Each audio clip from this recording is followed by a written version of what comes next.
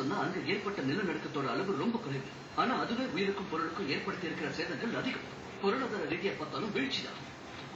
அப்ப வந்ததை விட மிகப்பெரிய சுனாமி வரப்போகுது. எனக்கு ஒன்னும் புரியல.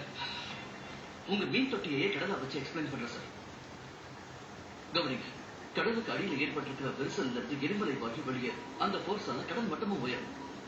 இதனால உருவாகிற காற்றழுத்தத்தால ஏறத்தாழ 150 மைல் வேகத்துல கடல் அலைகள் பொங்கி கரையை தாக்கும். இப்படி வர சுனாமியால ஏற்பட போற சேதத்தை கற்பனை செஞ்சு கூட பார்க்க முடியாது. இதே மாதிரி ஒரு சுனாமியால இந்தியாவில் தனுஷ்கோடிங்கிற ஒரு ஊரும் இந்தோனேஷியாவில் பல கிராமங்களும் இருந்த இடம் தெரியாம அழிஞ்சு போயிருக்கு. அதெல்லாம் நானும் கேள்விப்பட்டிருக்கேன். கடல் அலைகள் 100 அடி உயரத்துக்கு எழும்பி வேகத்தோட கரையை தாக்கினா என்ன ஆகும் கொஞ்சம் யோசிச்சு பாருங்க.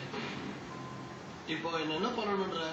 வரப்போற சுனாமில இருந்து மக்களை காப்பாத்த அவங்களை பாதுகாப்பான இடத்துக்கு அப்புறப்படுத்தி ஆகணும். ஒரே நேரத்துக்கு அத்தனை பேருக்கு பாதுகாப்பு கொடுக்கணும்னா அது எப்படி முடியும்?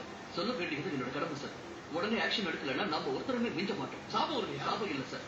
நீங்க கேள்வி கேட்டுட்டே இருப்பீங்க, நானும் பதில் சொல்லிட்டே இருந்தா கிண்டா காணாம போயிடும். உண்மையா மேப்லயே இருக்காதுன்னு சொல்றேன்.